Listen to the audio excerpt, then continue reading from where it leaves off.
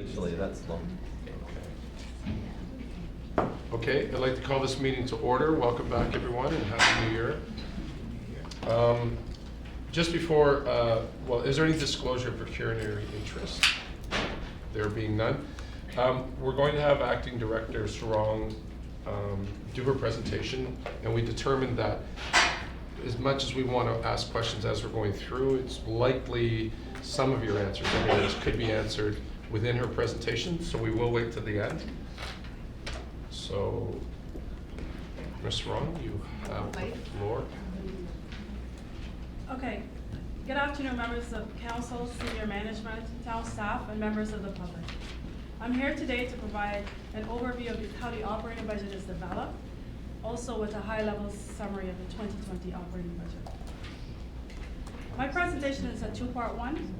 The first part will focus on the operating budget framework, process, timelines, funding, and the second part will provide a high-level operating budget summary. The complete detailed budget will be presented to council on February 3rd.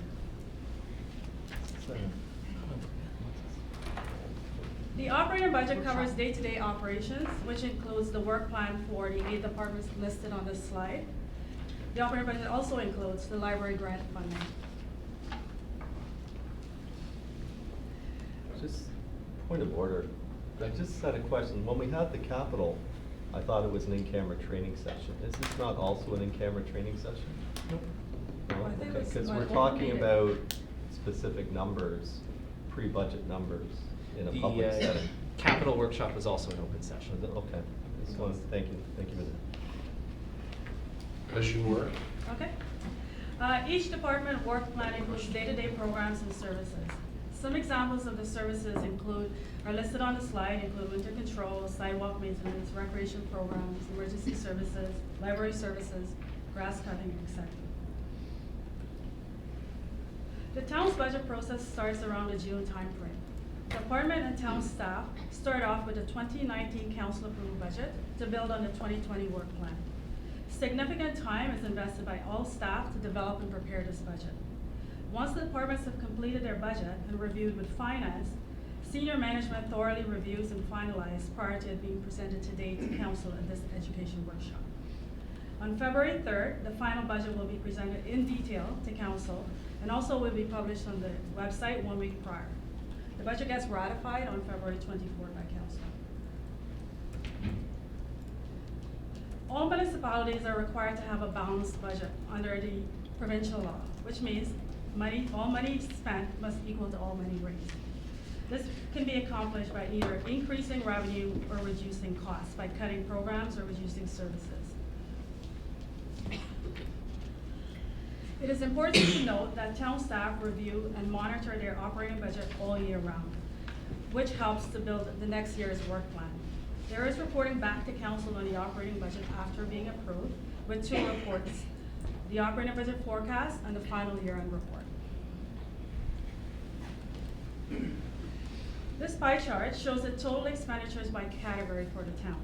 As you can see, the majority is related to wages and benefits, followed by contracted services, library grant, etc.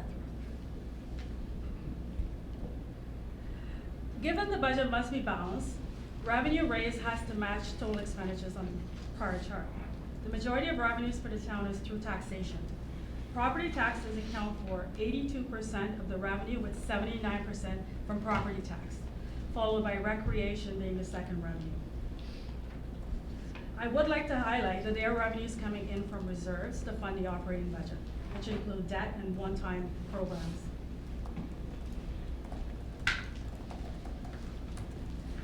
When developing the operating budget, there are exceptions to the tax rate for items that are not part of the base budget. Examples of these items include new facilities, new programs and services, any sort of new or changed legislation can be an exception because they're not part of the existing base budget.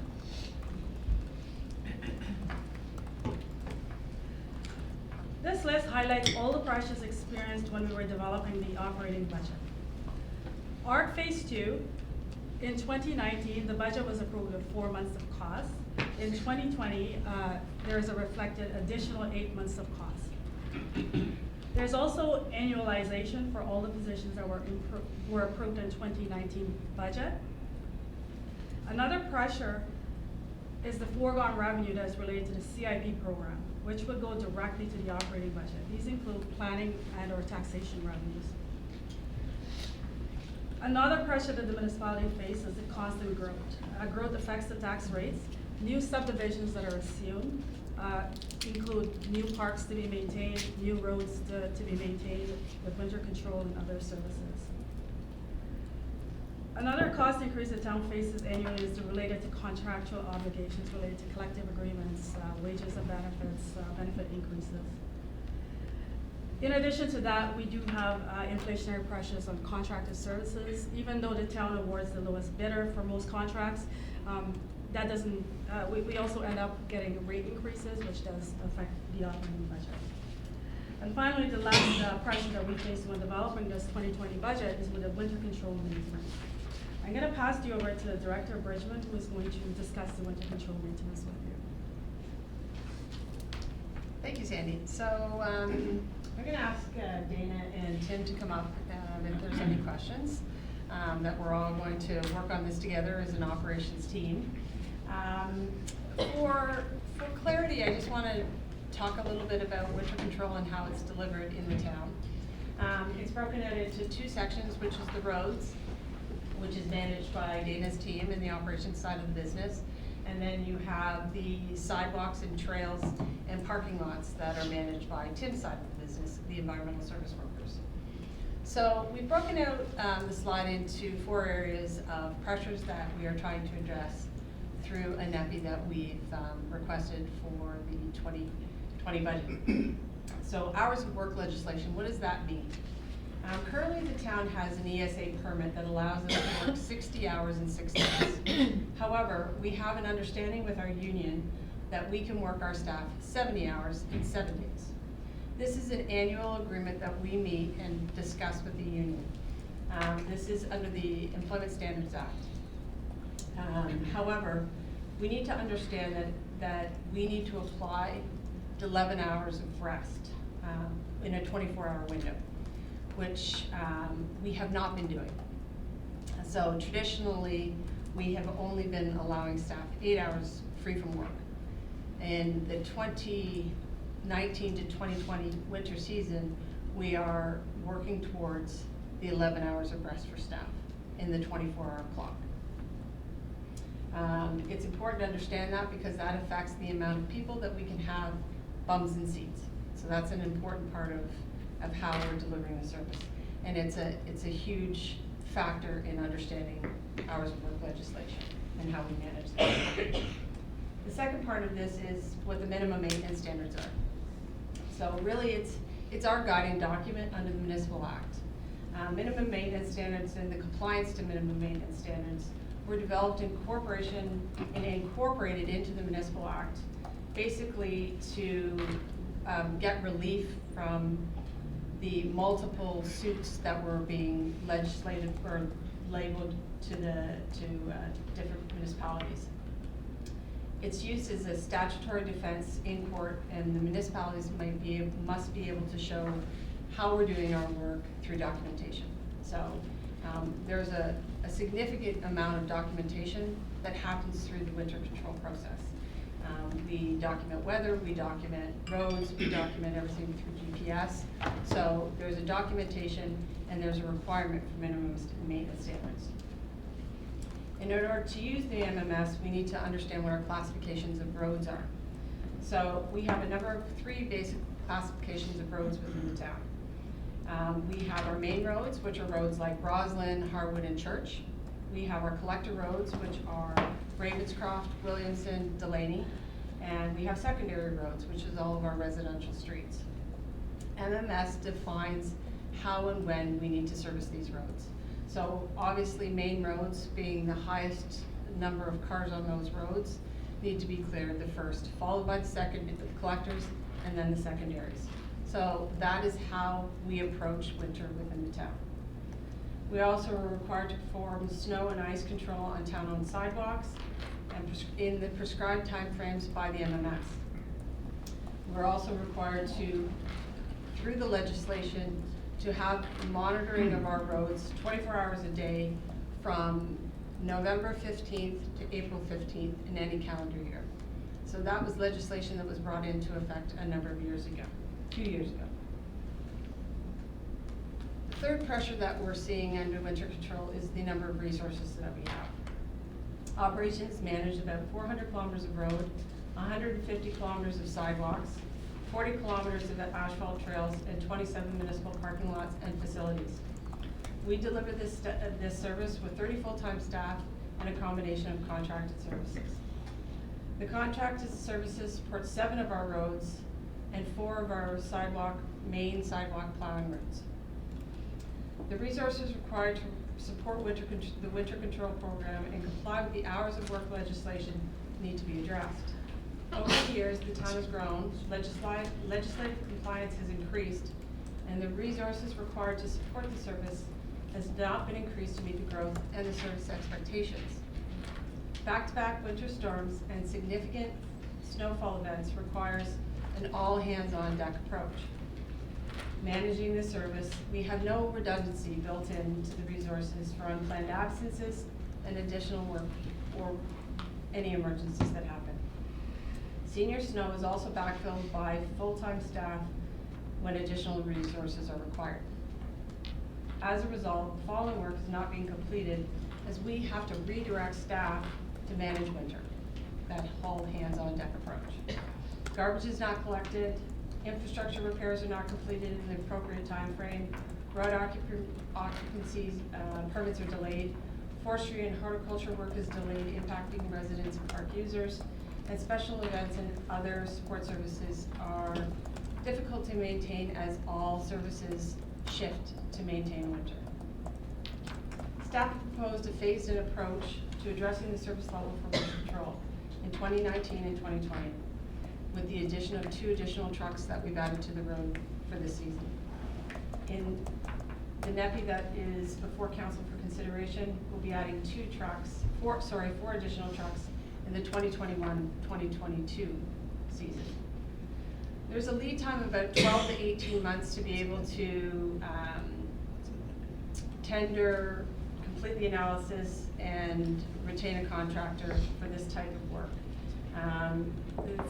The successful vendor secures financing, and it also looks at purchasing a vehicle for the time frame associated with the contract. Can you just tell us what a NEPI is? Oh, sorry. It's a new or expanded program or service. Sorry. Thank you. My apologies. Another acronym. Yes. So in 2020, we've also requested that we align our contracted services with what our in-house delivery is.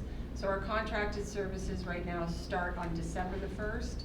We've requested that it starts on November the 15th and runs till April 15th to align with the weather patterns that we're seeing on a day-to-day basis. So some of the pressures that we're seeing, and that's some of the issues too, that winter's coming sooner and it's extending into April. The third and final is the assumption of additional subdivisions and how we're going to manage that over the next couple of years.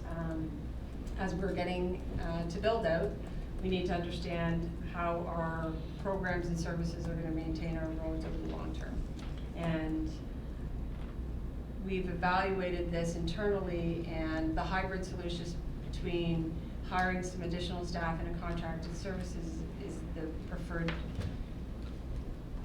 recommendation from staff to council in regards to how we're going to ensure that we're delivering this service and meeting the residents' expectations in the long term.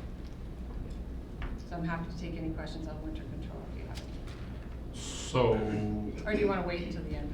we've got Sorry. 7 pages to go. Yeah, that's Yep, right. yep, we can wait to the end, my apologies. If hopefully council's taking notes. Okay, continuing on. So this slide shows the tax rate we started at when we were developing the operating budget.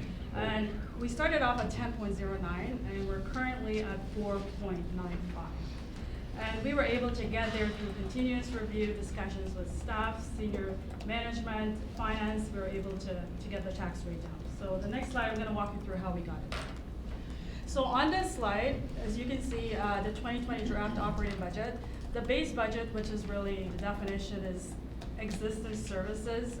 The existing budget, we just, to continue doing exactly what we did last year, how do we do that in 2020 cost? And when we developed the base budget with the major increases, no surprise, you saw wages are the highest expenditures for the municipality. The wage increase is 1.6 million approximately, a small library increase, winter control maintenance, vehicle rentals. So I've listed the major variances that's driving that base budget increase. So on a base budget increase, we were at 2.76. Then we added in the annualization from the 2019 approved positions from the 2019 budget. That took us, that's an additional 724,000, so 1.08%. We also had the reserve allocation, the general levy, which is a very small increase, 104,000 that was approved through the capital budget on December 20th. That's 0.16. And all departments that have gone through, looked at their staffing, and any new staff that they requested, it started off with a very long list. We were able to get it down significantly. It's now sitting at 651,000, which is just under 1%. And the new expanded services, Catherine was mentioning, winter control is the majority of that number, which is 692 and 103. So that took us to 6%. Again, we knew that rate is high. We were trying to mitigate the rate. So we were able to do that through fees. We were able to add new fees, increase our existing fees by 701,000. Assessment growth came in at 0.98. We also looked at any opportunities we could bring in any sort of reserve money to help the operating budget, and we were able to do that. We brought in 444,000, using it to fund some of our debt and one-time initiatives. And then finally, as council knows, at the last council meeting, the library surplus, the accumulated surplus, they're giving us most of it back. So again, it's a one-time saving. Next year, we'll have to figure out how to fund that shortfall. But we were able to bring that in. So that brought us a savings of 3.24 total in tax rate, back to where we started at the base 2.76. And then when you look at ARC Phase 2, which is an exception, it wasn't part of the base, it's a new facility, it's at 2.19, so we're currently at 4.95. Before we move off this slide, I just wanted to kind of walk through this a little bit more. As Sandy highlighted in the previous slide, staff start putting their operating budget together just as the summer, and just as people start getting back from their summer vacation in September, and we were, as the previous slide said, up at 10.09%. And it's a matter of senior management meeting, challenging our staff to go back, find further efficiencies and so on without reducing operating and service levels. And it's an iterative process that we're constantly discussing at the senior management team on a weekly basis and so on. So as you can see, it came down and down and down. If you can go to the next slide there. So one of the things that I don't want it to be missed here, one of the things that we talked about last year was doing a non-tax revenue analysis. The non-tax revenue analysis resulted in new fees of, Sandy was like 495? Yeah. About $495,000 were found through that analysis, which contribute to the 701 that you see there. And also, what was the other item that was there? So the LED savings, I think, is a big one as well. That's come home as a positive for us from that initiative. That's great. But I definitely want council to understand that staff have worked very, very hard. If it wasn't for the exception of ARC, which is, this is the last year that we have to pay for ARC for 2.19%, our tax rate would be 2.76. So I think that was a result of a lot of hard work among staff. I challenged the department heads to go back and find all different efficiencies that they could. They absolutely did, as you can see from the numbers decreasing over the last 4 months. We are not quite done yet. I challenged frontline staff, just before the Christmas break to forward any innovative ideas on cost savings for the operating budget. I've received probably at least a dozen that we need to go through. So that's encouraging as well. So the purpose of this particular presentation today is kind of a kickoff of the operating budget. I've communicated to you previously that we are committed to informing council what our pressures are on the organization and the business, instead of you just being presented a budget without any discussion. It should be a discussion back and forth. I think it's important that you ask as many questions as you think you need to ask regarding the information that's being presented to you, especially about the winter maintenance. There's a big, huge, long story behind where we are with the winter maintenance issues, which was, eloquently presented to you by Catherine in about 6 minutes. But there's a lot of information that goes behind that, and the reason why we're in that situation. And you'll be receiving your budget documents in a couple of weeks. So that, like I say, the purpose of this presentation is to kind of give you a taste of where we're going. When you get the budget information, you'll see all of the different business cases related to the new and expanded service levels. Once you've had an opportunity to digest all that, then obviously staff would be more than happy to sit down with you and discuss and answer any questions that you might have. Okay, so this chart is just another, it's just a visual depiction of where we started, showing the rates going up, and then we were able to bring it down to 4.95. And so what does 4.95% rate increase mean for the average homeowner? On an assessed home value of $486,600, which is the 2020 average assessed home value in Ajax, that would mean $81.75 annually for the homeowner, which works out to $6.81 monthly. Currently, the region's targeted rate is 2.5%.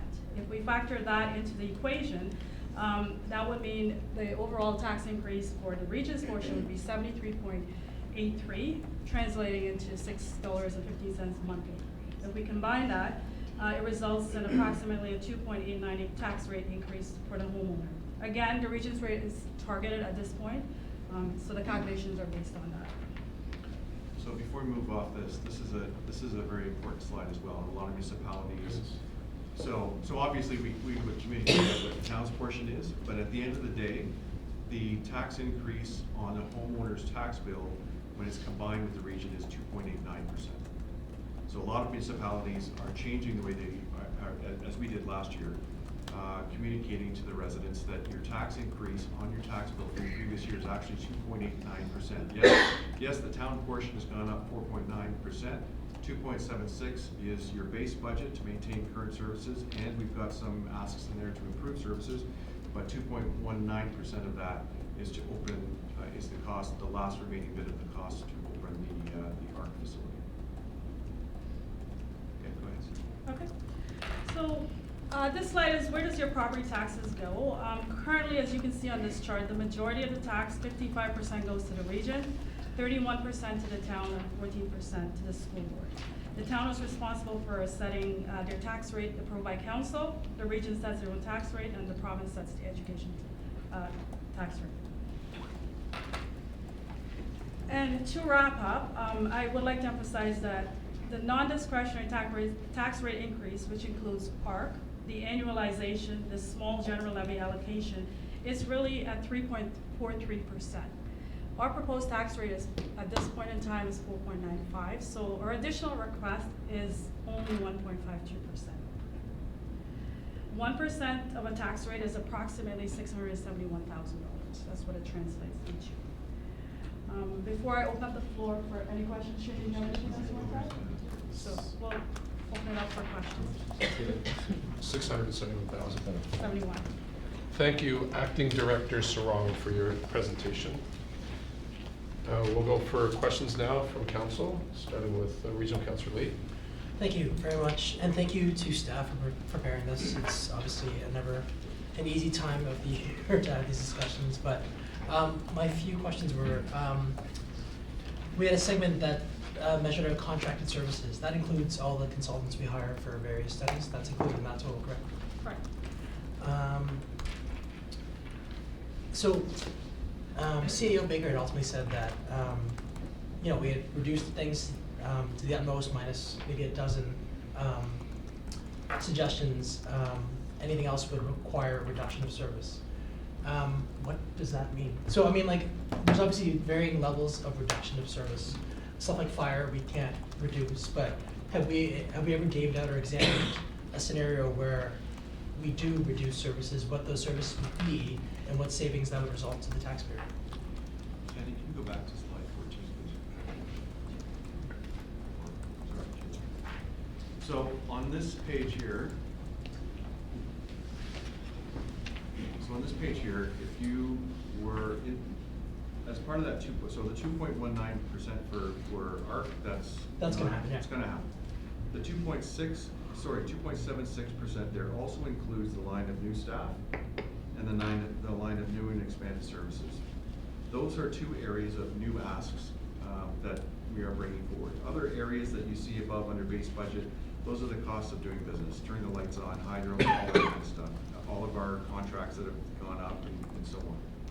So right now, the first thing would be, in my view, would be for members of council to look through all of those business cases when you receive Yep. them, determine whether or not you think that they are warranted. These are the recommendations from staff. Obviously, there were many more that we Of course. carved down, but that would be the first area that you can look to reduce.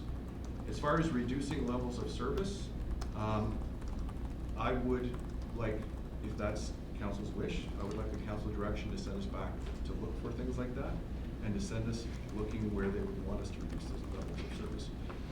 Because our position has to be, This is the minimum level. this that- is the no matter level of what, service right. that's been approved by council. If council wants to change the level of service, where do you want to see it? Do you have areas that you feel that, you know, we spend too much money in aquatics, we spend too much money cleaning our parks? Yeah, I don't want us to be put in a position to come back with proposed level of service reductions that you absolutely have no intention of even. yeah, and don't considering. do the work unless we actually wanna follow through on it. And ultimately, my point ultimately is that, nobody wants to talk about austerity, no one wants to talk about reduction of service or increase of taxes, but, you know, like we had an increase of 4.65 last year, I think, right? 4.93. Sorry, 4.93, it's 4.95 as well, and I just wanna make sure that when presenting this to our constituents, we give them the full picture of what that means. So if they truly don't want an increase in taxes, then the following reductions, this is what it would look like to their day-to-day life. Because true to the fact, I don't think a lot of people understand what these services mean to their day-to-day life and how that would impact them, and I think it would impact them, but I just wanna make sure we possibly look into providing them options. But we'll take your suggestions of going over the new expanded services and whatnot first, and going from there. So, thank you. Mayor, go ahead. To return to Councilor Lee, one of the other things that operations is currently working on is the asset management plan, and they're also looking at service levels, and that will be coming forward to council later for approval, so you would be able to select what level of service you want. Of course. Thank you. Mayor Collier? Thank you, Chair. Just further on Councilor Lee's comment about service level reductions, the customer satisfaction survey that we do every few years has consistently, in my time, shown that residents do not want to see reduced service levels. And we ask that specific question, they say they would rather see an increase in taxes or increase in user or new user fee. So that would not be something, it's a good question, I mean, it's nice, it's good to look at, but I don't think it would be popular. If anything, we've been working at increasing service levels when it comes to things like maintenance, boulevard cutting, litter cleanup, parks, all those types of things. And the feedback I've got from residents, although probably not as much as the local and regional councillors, but what I've got directly, people have been very pleased with what they've been seeing with the town, with where we're going in the direction as far as our upkeep and our maintenance. So thank you to staff for that, but it costs money. And I think part of this is the communication and how we get this out to the residents on because there's a lot of misinformation out there, and this is made even worse through social media because you've got people that, you know, maybe don't understand exactly how it works, explaining to other people how they think it works, which makes it you know, we all played the telephone game, it makes it worse and worse. So Here, here. that's part of it, and that's my last thing is our communication plan and how we're gonna get this out. But to Ms. Bridgman regarding the winter maintenance, can you just go over the brine application protocol? The brine, the salt water that gets put down, because that's one thing that we get a lot of comments on. And that's because people see staff out putting down the solution on sunny, warm days, and they don't get it. Can you just go over that quickly for me? I'm gonna defer that one. I know that it has to be, there's an optimum temperature to put out the brine, and that's why we're out there in the warm sunny days, because we've looked at the forecast, we've trended it, we understand that weather is approaching, and the brine is applied to help mitigate the ice and when the snow touches the asphalt, but. I think there's also an wanna insurance elaborate? component. Is there There's a what, sorry? is there a requirement through our MMS. being involved in the municipal insurance pool? For the I think brine? that's- Yeah. Perhaps. So, yeah, so underneath the minimum maintenance standards, we have an obligation to proactively, if we know in the weather forecast that there's ice and snow coming, we have an obligation to do what we can to prevent the snow and ice from sticking and causing icy roadways. So the brine is applied, it lasts up to 72 hours. So we have a matrix that we follow, that takes into account air temperature, which takes into account road temperature, and how far before the forecasted storm or weather arrives. It could be a dusting of snow, or it could be, you know, sort of snowmageddon that's coming. Either way, it's effective, and it's a cost-effective way of preventing ice and the bond between the snow and the roadway, which obviously changes into slippery conditions. So to answer your question, yes, we have a legal obligation to do what we can to prevent it. In the older days, we used to apply salt, which we call pre-salting. When you go put the rock salt on, that wasn't necessarily the most cost-effective method. The salt would go off to the shoulder of the roadways, and where you really wanted the salt by the time the storm arrived, it was in the curb and eventually going down the catch basin. So it was much more effective to go this way. This is becoming more and more of an industry best practice, is to be able to put the brine down. You see the strips of brine on the roadways, and we get the questions in operations as well, long before, why are we doing, you know, putting liquid on the roadway when it's beautiful and sunny? And you know, we followed our scientific matrix that's being used by the manufacturer and sort of industry best practices, and we know that it lasts 72 hours, so as long as that forecast and that weather is within that kind of window, then if we put it on a Thursday, we're still good and it's still effective, you know, 72 hours after that. Obviously, it becomes less effective the further it gets from the time we apply it, so we try to apply it as close to time as we can, as close to the forecast weather as we can. That's how I know a storm is coming, when I see it. Yeah. But I think, There's other No, those municipalities that I know who maybe over-apply it, don't necessarily have a, you know, a process to get there, and sometimes they create questions and calls to our operations office that we sometimes have to say that it's not us out doing there, we can't warrant it because it doesn't sort of fit the criteria. We've had that a number of times. okay, again, I think that should probably be part of the communications strategy, to get that word out there so people understand. They don't think we're wasting money, they don't think that. I tell people, like, staff have better things to do. We're not gonna make work, but just to get it out there so people understand. Just to you brought up, Catherine, about the assessment growth, and that's, you know, new subdivisions. And we use the assessment growth, and I don't remember what slide it was, oh, this slide. That's right. Okay, to show, so we actually use that to reduce Yep. this year's budget. But we're kind of shooting ourselves in the foot by doing that, because now we need to increase budgets in the future to have new services, to maintain those new parks, to maintain those new roads, to clear the snow, to do all those things. Would it not be a better practice to not use the assessment growth to reduce the current year's tax rate and build in that for those new services that are gonna be needed due to that growth? Through the chair to Mayor Collier, currently under the FSB, it would require I an knew that FSB was the answer, It but.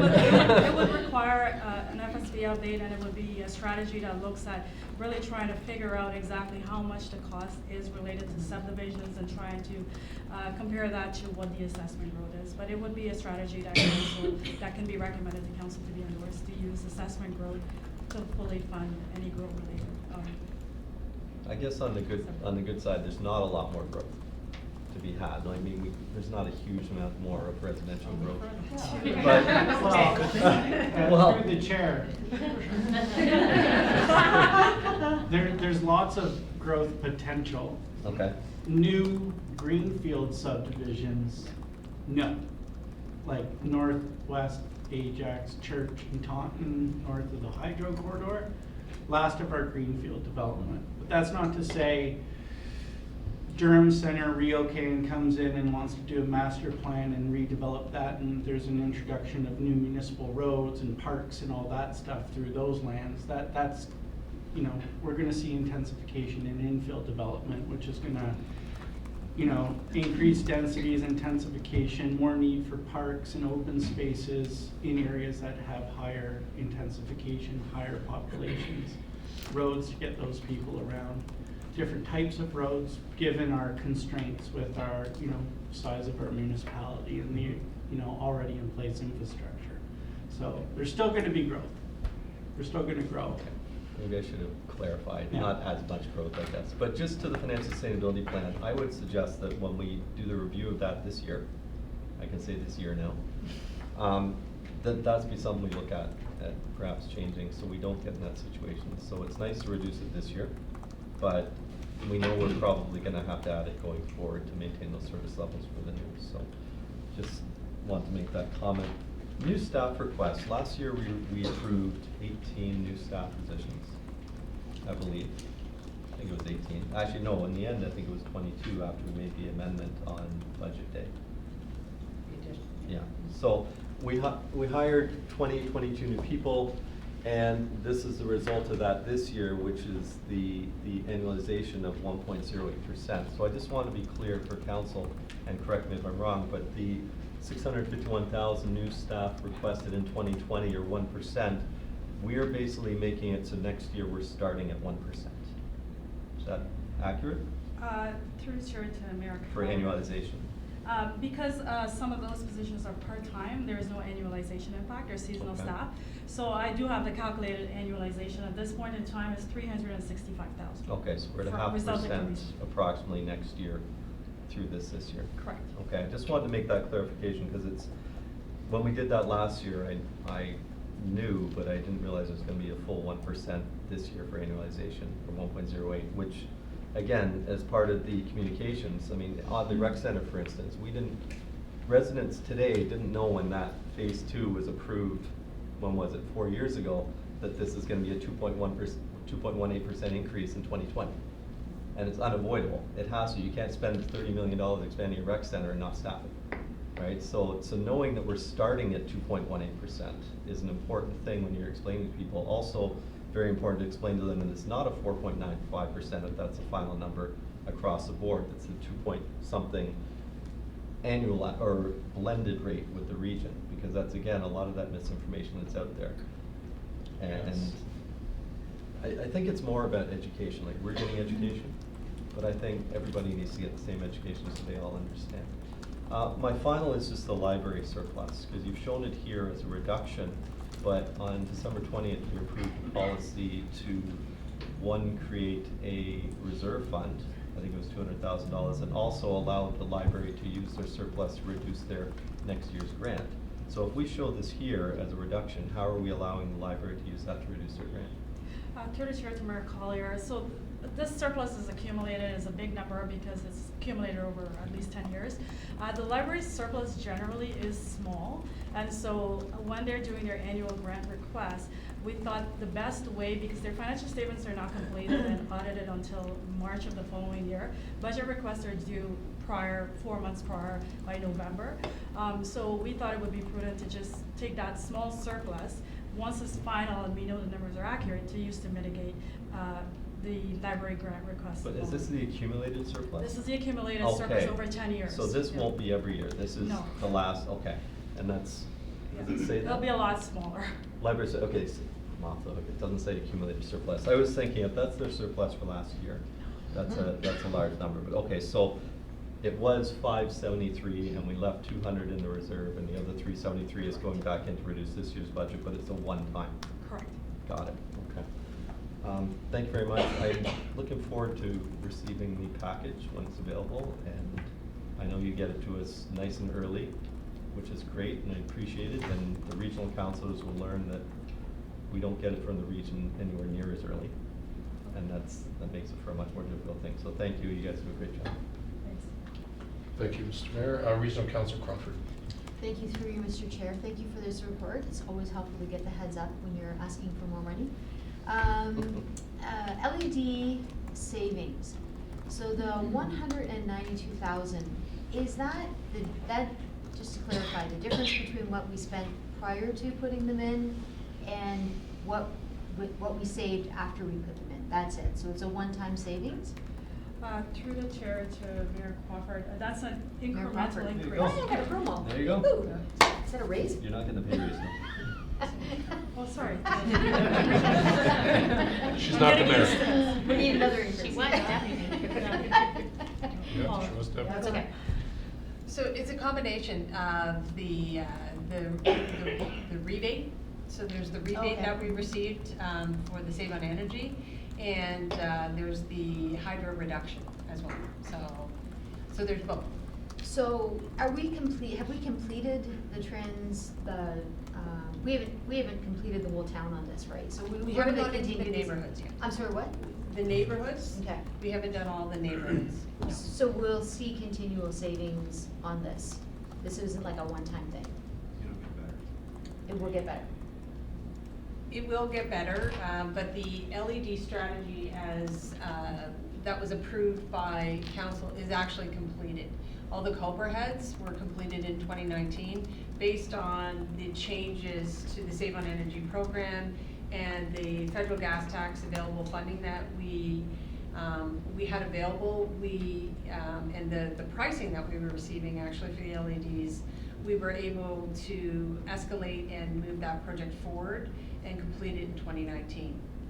However, moving forward, staff need to evaluate and complete a business case to complete the LED conversion in all the neighborhoods, all the residential neighborhoods, because they're a different lighting style. So based on the subdivision, improved subdivision drawings, we have coach style lights, we have more decorative lights, and the costs associated with the LEDs have not come down to where we feel that we could bring a report to council saying it's a business case that would be supported and would realize the savings that we have completed with overheads. So staff are analyzing that, and we'll look to bring that back in the future long-range capital forecast to be able to look at all the neighborhoods, to be able to do that going forward. So we're not likely to see this number in next year's budget? You'll see a reduced number because we'll continue to see hydro savings. Right. But the rebate program will be completed. Completed at that point? Yeah. Okay, thank you. Thank you. Regional Councilor Dice. Thank you. Just curious, question about assessment growth. I know that we're working on the last area of land for growth, and I know that I agree that it's going to be in downtown core, the intensification, and other areas. So suppose we've reached build out, we're going through those small changes with intensification, but the municipalities around us are growing, and we've seen an example of that with Durham Live, Casino. There's all kinds of things happening with perhaps development on the headwaters of the Brothers that may impact Ajax, even though we're not going through growth. It is a product of growth in other ways. Is there money set aside for those kinds of issues that come forward?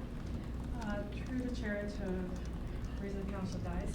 We do have a post-growth reserve that has been set up, and it is funded through we have a budget for supplementary taxes. Anything that we receive in a year that is over 400,000 goes to that post-growth reserve. There's also some of the slots money that goes to that post-growth reserve. That is the reserve we're currently borrowing to fund the DC shortfall, but that money is earmarked for when the municipality is post-build up. So, and it's a set amount that goes in the post-growth reserve? Yeah, there's a percentage of the slots revenue, and any amount that's over 400,000 through the supplementary tax revenue we collect, we put that money aside. So it has grown to, it's approximately 9.9, which is what we earmarked to borrow to fund the DC shortfall. But that's intended for that purpose. Thank you. You're welcome. Thank you. Councilor Bauer. Thank you, Chair. Thank you for all of this work. It's very informative. I love this particular slide. I don't recall seeing one like this before. The one other time I sat through this budget meeting. Makes it easy to understand, or easier. Thank you. The question I had was under the base budget line for education and training. I think I recall a previous meeting where, is this a new implementation of this? Is that something new to this budget? Because I think we talked about it in the previous meeting. Through the chair to Councilor Bauer, there was a recommendation to set aside an education and training reserve fund, but we did not proceed. It was not approved. This is just additional education and training requests we have had additional staff that were approved. So it's just an increase based on the prior year's education and training budget that requires additional training. Okay, thank you. Are there any other questions from council? I have a couple. Do development charges cover new development costs? Is that airtight? Through the chair, I'm gonna defer that to Mr. Romanowski or Julie to So answer. do development costs cover development charges? Was that your question? Well, I worded it differently, but when we collect development charges from developers, does it cover all Our costs. our costs for that said, is it close or is it? I can take Go that. for it. is that the- It's not that easy. I was looking for a yes or no. Glasses, no one knows. That's why. Target right now. Yeah, so Okay. to the chair, development charges are collected to fund only capital costs. You cannot fund any operating budget costs through development charges. So that's- Sidewalks, sewers. Correct, so sidewalks, sewers, roads, road Curbs, widenings, curbs, multi-use pathways, recreation facilities, fire halls, but the cost must be capital. And you can only fund the cost that pertains to growth. So if you are building or rehabilitating a facility to accommodate growth, you may only be able to recover 50% or 25% of that with the full cost of a building, because some of that building benefits existing populations already, or businesses. So, It's of all tough, the. yeah, to give a straight, yeah, I understand. Right, so, on our capital projects, there's some capital projects that attract only 7% of development charges, and there's some that go up to, usually it's about 90%. I think we have one that's 100% covered. Okay. So, it does not cover every cost, and then we still have to, operationalize Sure. those buildings. If it's a brand new building, we have to staff it, and we do have to raise taxes to fund those types of costs. Okay, thank you.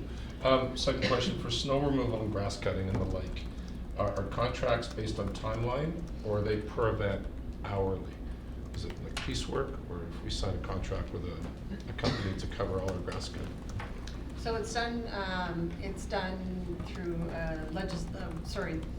through the chair. The contracts are signed and they're assigned based on the levels of service that they need to perform. Okay. So for grass cutting, for boulevard grass cutting, they are to meet our levels of service with cutting the boulevards every 14 days. So, and so many cuts per year, so that's how it's completed. For our winter control maintenance, I guess that's a bit different than grass, because grass is more consistent, whereas you can't really We have a predict how many standby rate. winter events we're gonna have. So does that company get the dollar guaranteed, or is it based on how many times it snows? there's a standby rate for the trucks that we Okay. incur on a monthly basis, and then there's a per event cost Okay. associated with it. So it's a sort of a hybrid Yes. cost, okay, thank you. And my last one is more of a comment, which I wholeheartedly agree with the mayor, that communication is very important. We convey the great information we're getting today to our residents, which obviously it's our task to do, but yeah, thank you. Any other questions? Regional Councillor Lee? Thank you, Chair. And just through the chair to finance, just in general, comparing to other Durham region municipalities, our percentage of wages and benefits against our overall expenditures, is that in line with the other municipalities? Are we higher, lower, in the middle? Through the chair to Councillor Lee, I'm not sure the exact number, but typically municipalities, they are on par in terms of the wages. Some may be a bit more depending on the number of staff. We haven't done that comparative, but if it's something that you'd like to see, we can certainly do that. But it's generally the largest expenditure for municipalities. Would it require active council to ask We support can, that? we can, No, we can easily. Just as a frame of reference, I think it would be good to know that, and just percentages, that'd be great, thank you. Yeah. through the chair, when we come back and do our budget presentation, when it's actually being presented to council, we intend to also show council what the area municipalities' tax rates are that have been approved. Yeah. And those that we're hearing, what the proposed tax rates are going to be, so we can provide that type of analysis as well, break it down a little bit further as to wages and so on. That'd be helpful, thank you, thank you, thank you. Councillor Khan? Yeah, I don't know if I wrote my notes wrong, but I have 400 kilometers of roads and 170 kilometers of sidewalks. Thinking that most roads have 2 sides of sidewalks on each side, should we have more sidewalks than roads? Did I make an error in writing my notes? Yeah, please, Through the thank chair to you. Councillor Khan, no, there's only so many sidewalks that we are required to maintain through legislation. But this is not what we own, this is what's maintained. This is what's Okay, maintained. okay, good. Yeah. Thank you, Yeah. that makes sense, thanks. Are there any other questions or comments? Okay, there being none. Motion to receive for information. Motion to receive for information. Thank you, Councillor Lee, Regional Councillor Lee. All in favor? You got promoted, I got demoted. Is that Councillor Lee? No other questions? Motion to adjourn? Councillor Bauer, all in favor? Okay. Other than that, I There you think go. this goes longer than an hour, we're Oh, not.